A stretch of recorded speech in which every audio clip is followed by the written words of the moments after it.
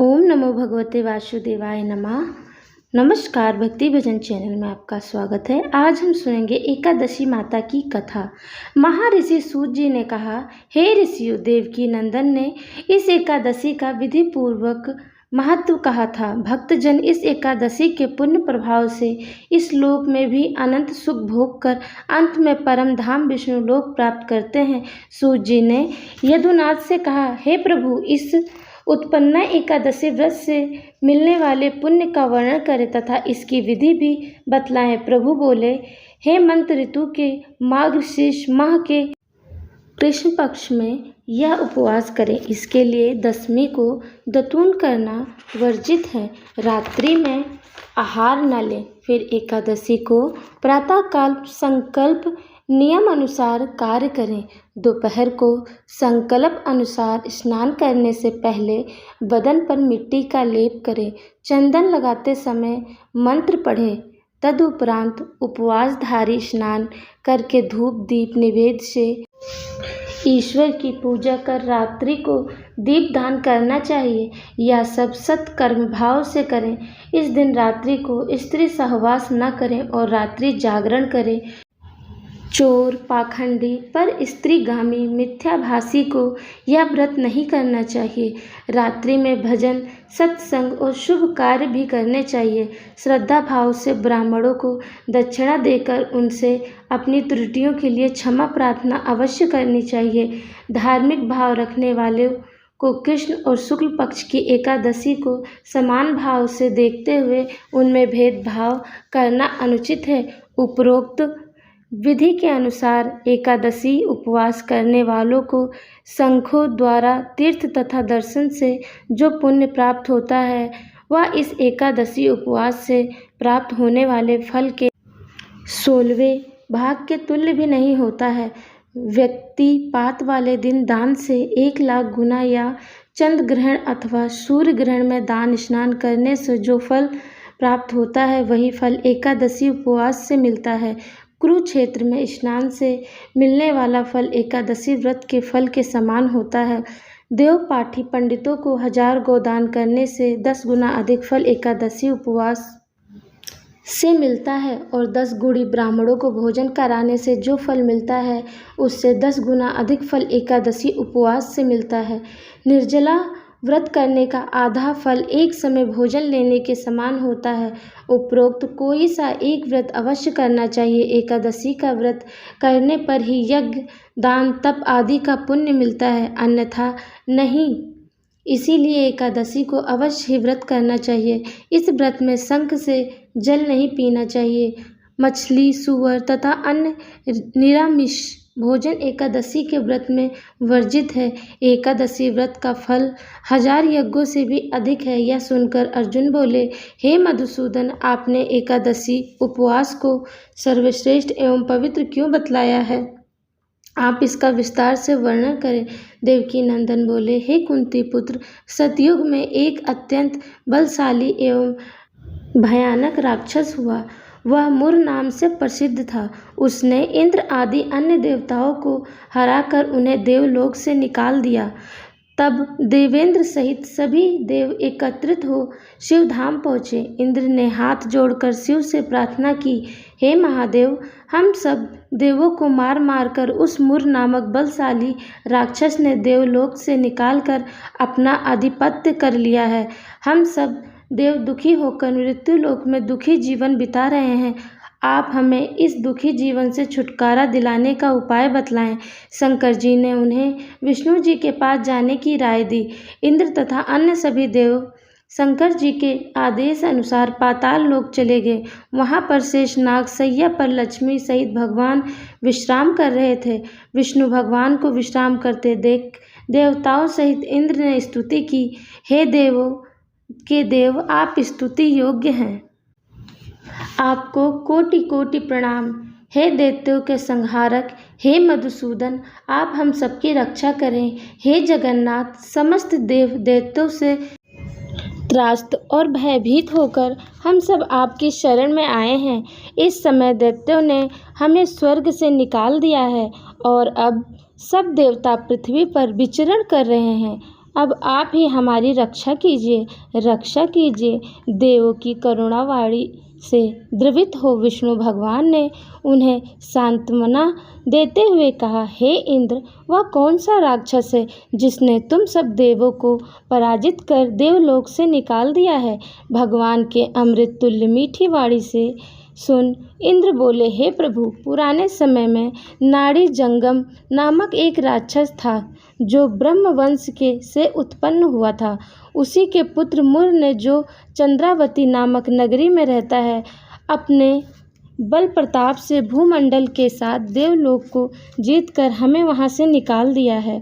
और आपने कुल के इंद्र, अग्नि, यम, वरुण, सूर्य, चंद्रमा आदि को लोकपाल बना दिया है। वह स्वयं ही सूर्य बन कर धरती को गर्मी प्रदान करता है, बादल बनकर जल वर्षा करता है। अतः आपसे निवेदन है कि आप उस बलशाली भयानक दैत्य को मारकर हम सब देवताओं की रक्षा करें। इंद्र की करुणा वाणी सुनकर श्री भगवान बोले, हे देवों, मैं अति शीघ्र ही तुम्हारे सब शत्रुओं का नाश करूंगा। आप अपनी सेना के साथ चंद्रावती चलो। उनके साथ स्वयं भगवान विष्णु भी चल पड़े। वहां दैत्यराज मुर अपने राक्षस सैनिकों के साथ युद्ध भूमि में लड़ने के लिए तैयार था। वहां पर देवों और राक्षसों में घमासान युद्ध होने लगा। दानवों ने अनेक देवों को मार डाला। बहुत सारे देव युद्ध भूमि से भाग गए। तब विष्णु भगवान को युद्ध में देखकर राक्षसों ने उन पर भी अस्त्र शस्त्र से प्रहार करने शुरू कर दिए। श्री भगवान ने भी अपनी गदा और चक्र से दानवों पर आक्रमण कर असंख्य राक्षसों को मौत की नींद सुला दिया। इतना होने पर भी दैत्यराज मुर विष्णु भगवान से लड़ता रहा। वह जितने भी बाण भगवान पर फेंकता था, वे सब उनके तेज प्रताप से पुष्पों में बदल कर गिर जाते थे। परंतु श्री भगवान अनेक प्रकार के शस्त्रों का प्रयोग करके भी उसे मुर पराजित न कर सके। तब वह भगवान के साथ मल्ल युद्ध करने लगा। वे आपस में 1000 वर्ष तक युद्ध करते रहे, परंतु दैत्य पराजित नहीं हुआ। तब विष्णु भगवान ये थकित हो विश्राम की इच्छा से बद्रिका आश्रम की ओर चल दिए। वहां पर उन्होंने हेमवती नामक गुफा में शयन की इच्छा से उसमें प्रवेश किया। वह गुफा 36 कोस लंबी थी, जिसमें एक ही प्रवेश द्वार था। द्वार बंद कर श्री भगवान निद्रा मग्न हो गए। हे कुंती पुत्र, दैत्यराज मुर भी मेरे पीछे पीछे आ गया। मुझे वहां पर शयन करते देख मुझे मारने को उद्धत हो गया। उसने विचार किया कि अगर मैंने अपने चिरशत्रु को मार डाला तो सदैव ही निर्भर होकर त्रिलोक में राज्य करूंगा। हे अर्जुन, मेरी सुप्त अवस्था में मेरी देह से एक अत्यंत सुंदर कन्या अवतरित हुई, जो दिव्य अस्त्र शस्त्र धारण किए हुए थी। वह दैत्यराज मुर से युद्ध करने लगी। दैत्यराज उस सुंदरी एवं बलशाली कन्या को देखकर चकित हो उससे युद्ध करने लगा। उस देवी कन्या ने क्रोधित हो मुर के अस्त्र शस्त्र तोड़ डाले, वह उसके वस्त्र फाड़ डाले, रथ भी नष्ट भ्रष्ट कर दिया। तब दैत्यराज भी क्रोधित हो उससे मल्ल युद्ध करने लगा।